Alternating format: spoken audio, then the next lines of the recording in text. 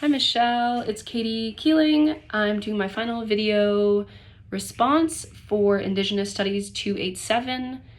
And I'm going to start by acknowledging the land that I'm on. I'm speaking from Nelson, British Columbia, Canada, and that I'm on this traditional ancestral land of the Sinix, the Katunaka, and the Silks people, and that this land holds their cultural, spiritual, and ancestral knowledge, and they have been the stewards of this land for as long as time, and I'm grateful to be living here and learning and playing, reflecting, and growing on this land, engaging in this land as a guest.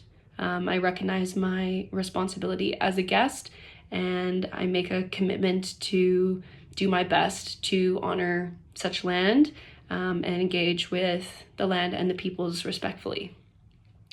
I'm also going to situate my whole video and my response with the understanding that I have certain biases and opinions because of who I am, where I was raised, the culture that I have been a part of, and experiences that I've had that will shape and interpret this knowledge that I've learned. And I've done my best to keep an open mind and withhold my own beliefs and be subject to change. And I also understand that my perspective isn't necessarily neutral, that I have certain privileges as a white woman, and through the stories that I've been taught in the school system that I've been in, specifically through this Western worldview, in education systems, and it might influence how I relate to concepts like culture, safety, and knowledge. I'm looking at the first question here of how do you know what you know? There's a few different things I'm going to touch on. One is the course content that I was exposed to in this class. Not only the things that you've shared, the videos that we've watched together, also the Métis exhibit on residential schools that was at the college, but also my knowledge over years in primary school, in elementary, middle, and high school, specifically in history and social studies classes is what we would have called. I've written papers over the years. It's always been a topic of interest to me. I think it's important because it is Canadian history, like First Nations, Inuit, and Métis history. Indigenous history is part of this land and part of this country, and so I think I've always had an interest in it, and I have friends and community members that identify in those groups, which just made it all the more personal. I've been exposed to certain Indigenous worldviews from these classes and from people that have shared their experience with me. One of the worldviews that I'm thinking of right now is the medicine wheel that I drew in class, and how it's combining physical, spiritual, emotional, and mental health, and how that would really differ from Western worldview that tends to be pretty categorized and siloed and very individualistic, where I think the favorite thing I learned in this class was how interconnected everything is, and that you have to look at something as a whole, someone as a whole, and that person is also part of the environment that they're in. Instead of like a hierarchy, it's a web in a way, where things are interconnected, and somebody is seen as just as important as an animal, or the winds, the water, the sun, like part of the earth themselves, a rock, the dirt, plants. They're all valuable, and they all have purpose, and they all have space in the world. I've also learned things because of self-reflection, and that makes me think of our project on oppression, being the oppressor versus being oppressed. I think that project made me think of not only my own role, but how somebody else might feel subject to those, or to those systems, and people that are in vulnerable groups like Indigenous peoples, and how the systems in place have really impacted someone's experience. And then there's been a lot of listening from you, from other people. I had the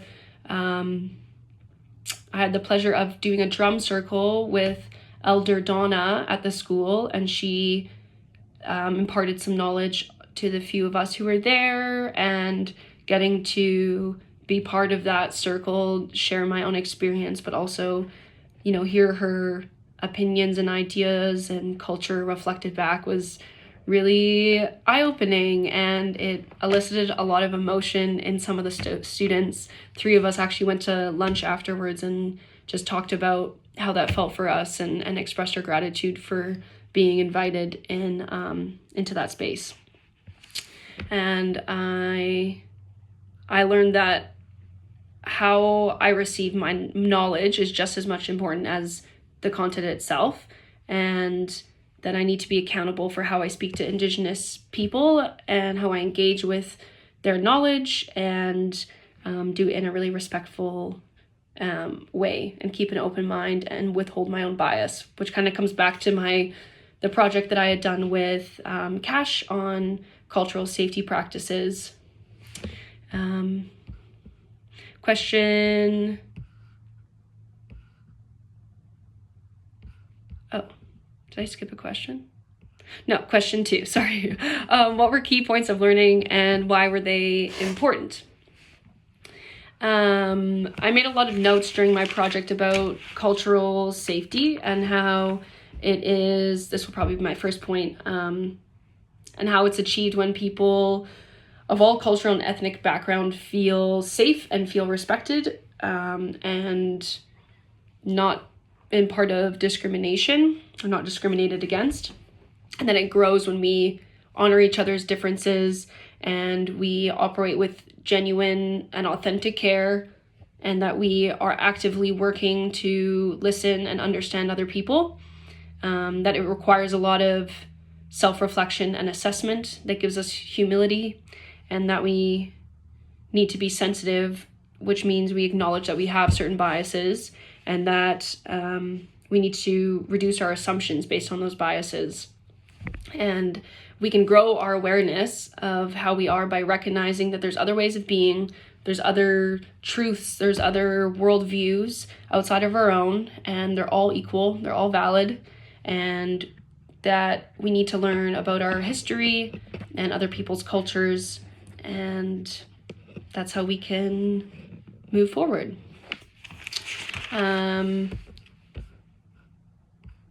We talked about, the second thing was intergenerational trauma, and I would say cultural disruption. I've learned a lot about residential schools, and we touched on it again this year, which I thought was really important, because there's still so many things in effect from those systems, historic systems, but they impact people today. And there's been a few topics or a few videos that have come up in our course and in my course, psychology course with Victor Villa, and they made me think how the generation of Indigenous people now feel so removed from their culture because maybe their parents or their grandparents or both have been subject to these systems like residential schools where it wasn't safe or okay to practice their culture, or legal to practice their culture.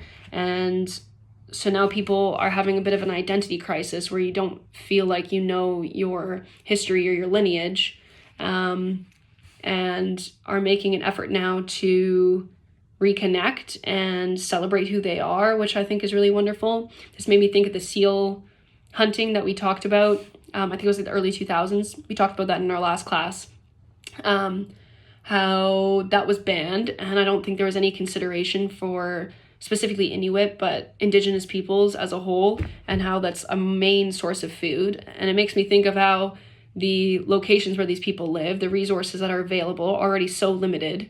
And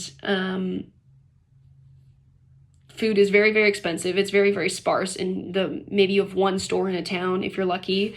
And so, removing that right, I feel, from Indigenous peoples is unjust. Like, you are removing culture, and you're moving a way of being and essentially access to healthy food. We talked about two-eyed seeing, and how that's kind of different. It promotes collaboration, respect, and balance. And this is important to acknowledge because it offers a way forward, a way of working together, without erasing or devaluing Indigenous perspectives. Question 3 asked, what differences does this make, and how might it be visible through my thoughts, feelings, and actions? It will change my thoughts in the way that I think about Indigenous peoples. When I see somebody of a different culture, I might think even more deeply than I did before. I like to believe that I've had a pretty open mind, and that you don't really know somebody's experiences and what they've been through. And you definitely can't make a judgment on somebody based on what you're seeing in the moment.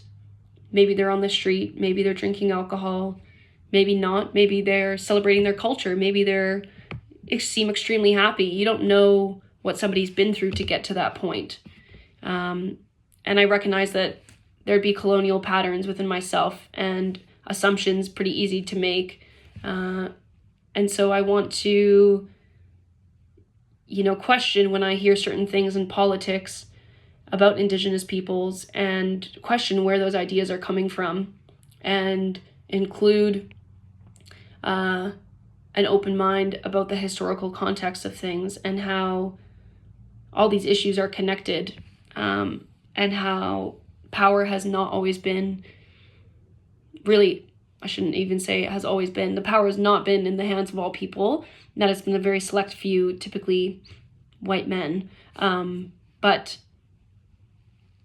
this colonial version of things as a whole, which includes myself in a lot of ways.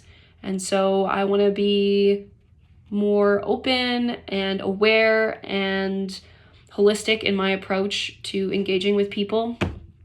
And I really connected with the medicine wheel and just a lot of ideas in Indigenous culture because it feels inclusive to me and my own values. I'm going on to study Chinese medicine and acupuncture, and I am currently focusing on psychology at Selkirk. And I believe in looking at a person as a whole person and all the things that connect and make up somebody, including the land and the environment that they connect with, and nature, and someone's soul, someone's emotional, spiritual, and physical health are all one and the same, really.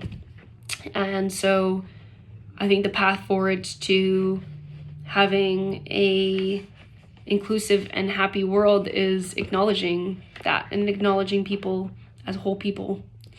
It's going to change my feelings for what I just expressed, but just having more empathy and more respect for Indigenous peoples as a whole, acknowledging the trauma and the cultural loss that they've had and how that's disadvantaged them. And I also feel such great admiration for Indigenous people, for their resilience, their creativity, and this renewal of culture that we're seeing in some ways. I try not to focus too much on the negative, even though I think it's important to highlight. I think it's important to take certain responsibility and acknowledgement. But then past that, I want to look at all the things that are really beautiful that have come out about conversations in the last decade or two, specifically in the last few years. I feel like the doors have been opened a little bit wider, and maybe people are opening their eyes a little bit more. I like to think that way, at least. And I feel grounded in my own identity because learning about Indigenous worldviews has really encouraged me to reflect on what has shaped my own biases, my own opinions and values. And right now I feel like a sponge or clay that's very moldable, and I want to just take in everything that I can and not be stuck in maybe views that I grew up in or views of other people. I feel like being a woman that's 25 years old right now, I have so much time and room to absorb things at any age, but right now I feel like I'm so malleable, and I want to be always malleable, but I want to take in everything and conduct myself in the world in a really respectful and aware and grounded place. I think my actions are going to significantly change after this course. I think I was really afraid to ask questions specifically from Indigenous people, like one-on-one, face-to-face. I do feel inspired to go online and use a lot of the resources that are out there. My cultural safety practices project that I did with Cash. In my research, I realized how many like online courses, free courses, brochures, everything there is to help educate yourself.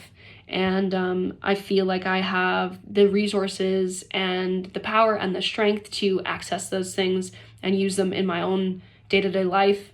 And I want to encourage myself to interact with other people even more than before. I don't want to rush to respond. I always want to give space to listen and listen fully, and just be intentional about acknowledging Indigenous contributions and challenging any racist thoughts or inaccuracies that people might bring to the conversation. I feel very proud of myself for a few instances in my life, one of which occurred in summer school. There was maybe 25 of us in a math class, maybe 5 of us were white and 20 were from India. And one of my classmates one of my white classmates had made some comment, and it kind of offhand slight comments that could have gone under the radar, but I had spoken up because I was uncomfortable about it, and I just don't feel the same way. And I wanted them to think about their own biases. And that was scary to do, and it can be really uncomfortable. But this class reassured me in what feels real and what I believe to be true. And not that my truth is the truth, but that I don't know everything, and that there are just other ways. And I think even if you don't agree, you need to just show respect and give somebody the dignity that they deserve, because everybody does. No matter where you're from, who you are, your age, your gender, your identification, anything, everybody deserves that. That's just being human. And moving forward, I understand that cultural safety is an ongoing practice. It's not, I did a course once, and so now I know, and now I've done my bit. It's ongoing. There's not an end goal, really.